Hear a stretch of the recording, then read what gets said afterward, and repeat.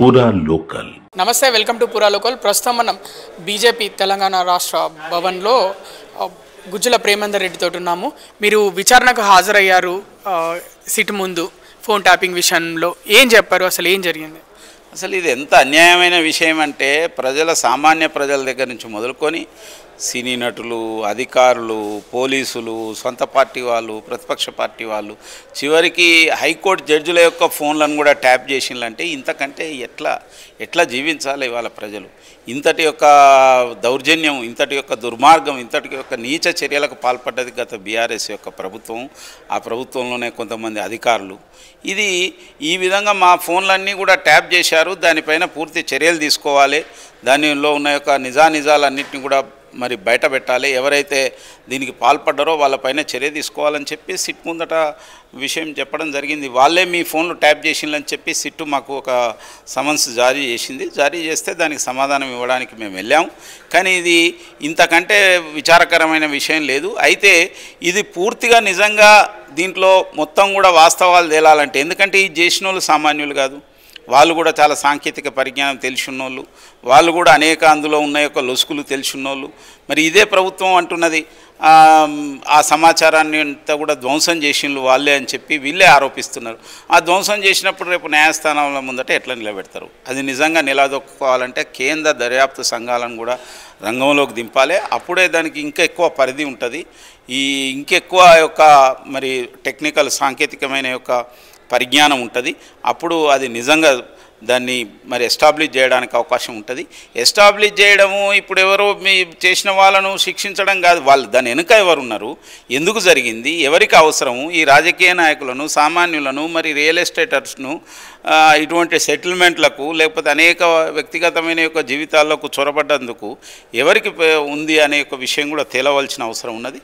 రెండోది, దీనిపైన ఉన్న యొక్క రాజకీయ కుట్ర, ఆనాడు భారతీయ జనతా పార్టీని ఆ యొక్క ఎన్నికల్లో గెలవనీయకుండా 18 ఎలక్షన్స్ నుంచి ముఖ్యంగా బై ఎలక్షన్స్లో గెలవనీయకుండా చేయడం కోసం చేసిన యొక్క కుట్ర, ఫామ్ హౌస్ యొక్క మరి ఏదైతే ఎపిసోడ్ కాడి నుంచి మొదలు పెడితే అన్నీ కూడా ఫోన్ ట్యాపింగ్తో సంబంధం ఉన్నాయి.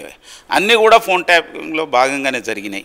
కాబట్టి ఇటువంటి దాన్ని ఇవాళ మళ్ళీ అటువంటి బీఆర్ఎస్ నాయకులు చేస్తే చేసి ఉండొచ్చు, మీరు కూడా చేస్తలేరంటే వీళ్ళు కూడా చేస్తే, కాంగ్రెస్ పార్టీ కూడా చేస్తే దానికి మూల్యం చెల్లించుకోవాల్సి వస్తుంది. కాంగ్రెస్ పార్టీ కూడా ఈ విధంగా దేశంలో ఎవరైనా కూడా ఇంతటి యొక్క అఘాత్యంగా, ఇంతటి యొక్క ఘోరంగా, ఇంతటి విస్తృతంగా కొన్ని వేల ఫోన్లని విన్న యొక్క సంఘటన దేశంలో ఎక్కడ జరగలేదు. ఇవాళ తెలంగాణలో జరిగింది. దీనిపైన నిజంగా కూడా చర్య తీసుకోవాలని మేము చెప్పాము. మీ వాయిస్ మీద వినిపించారా సిట్ పోలీసులు మీ ఫోన్ ట్యాప్ అయిన వాయిస్? అనేక విషయాలు వాళ్ళ దగ్గర ఉన్నాయి. అక్కడ జరిగిన ప్రతి విషయాన్ని మీడియాతో చెప్పడం సరిగా ఉండదని నా ఉద్దేశం. మీరు అంటే వాళ్ళకి ఎలాంటి శిక్ష పడాలని కోరుకుంటున్నారు మీ ఫోన్ ట్యాప్ చేసిన వాళ్ళు? నేను అనేది వ్యక్తుల గురించి నేను ఆలోచించడం లేదు. పలానా ఆయనకి ఏదో అయితే నాకు వచ్చే ఒక ఉపయోగం లేదు.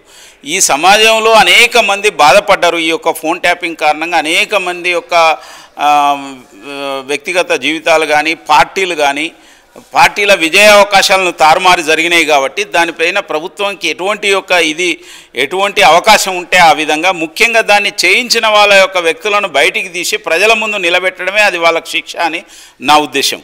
కాబట్టి ప్రజా కోర్టులో దానికి తీర్పు వస్తుంది. ప్రజలు తప్పక అట్లా చేసిన వాళ్ళను భవిష్యత్తులో ఎప్పుడు కూడా క్షమించరు. అటువంటి వాళ్ళకు రాబోయే యొక్క ఎన్నికల్లో కూడా తగిన బుద్ధి చెప్తారు. అందుకోసం ఆ విధంగా వాళ్ళ యొక్క పూర్తి వ్యవహారాన్ని బయటపెట్టి ప్రజల ముందు పెట్టాలనేదే నా ఉద్దేశం. ఫోన్ ట్యాపింగ్ వల్ల 2018 అసెంబ్లీ ఎన్నికల్లో, 2023 అసెంబీ ఎన్నికల్లో సీటు కోల్పోయారా మీరు? తప్పక అవి అనేక సీట్లు కోల్పోయినామని స్పష్టంగా, ముఖ్యంగా మునుగోడు ఎలక్షన్లో భారతీయ జనతా పార్టీ అభ్యర్థి గెలిచేవాడే. 10,000తోనంటే 5,000 కనుక బీజేపీకి వస్తే 100 మందిని పెట్టాడు. తర్వాత అడుగడుగున ఫోన్ ట్యాపింగ్ చేసి అనేక మంది మేము ఏం చేస్తున్నాం అనేది, మేము ఏ కార్యక్రమం తీసుకున్నా అంతకంటే ముందే పోయి పోలీసులు ఉండడం, అంతకంటే ముందే పోయి హౌస్ అరెస్ట్ చేయడం, అంతకంటే ముందే నిర్బంధం చేయడం, ఏ కార్యక్రమం చేయకుండా, ఏమి చేయకుండా, ఏ ఉద్యమం చేసినా కూడా ఇలాంటి అనేక సంఘటనలు, అనేక దాంట్లో దుబ్బాకలో ఎలక్షన్లో జరిగినాయి, తర్వాత హుజురాబాద్ ఎలక్షన్లో జరిగినాయి. ఇవి జరిగినా కూడా దుబ్బాకలో, హుజురాబాద్లో మేము గెలవగలిగినాం.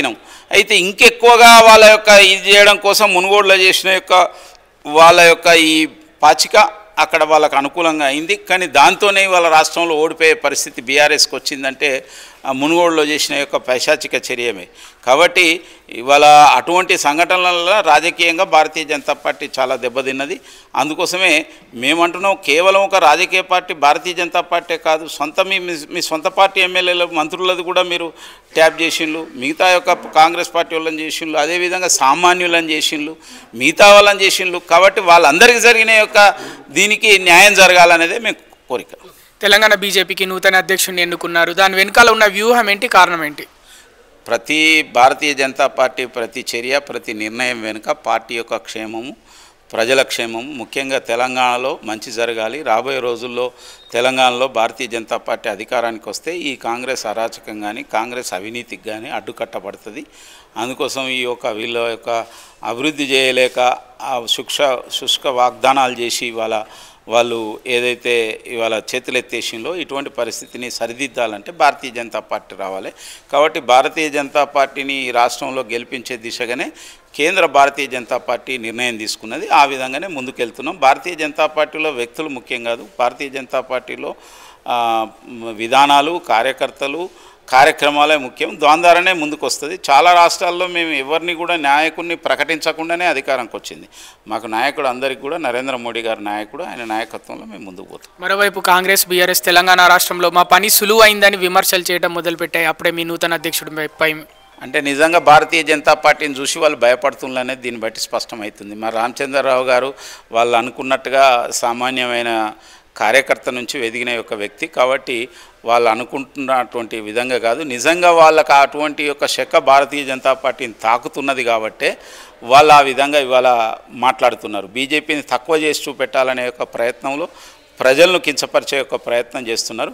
కానీ భారతీయ జనతా పార్టీ, నేను అదే చెప్పాను, రామచంద్రరావు గారు ఒక వ్యక్తే కాదు, శక్తి. ఇవాళ మేము లక్షలాది మంది కార్యకర్తలు, బలము, ఇవాళ ప్రజల యొక్క మద్దతుతో వాళ్ళ ముందుకు పోతున్నాం. వచ్చే యొక్క ఎన్నికలలో రాష్ట్రంలో భారతీయ జనతా పార్టీ అధికారానికి రావడం ఖాయం. దాన్ని ఎవరు కూడా ఆపలేరు.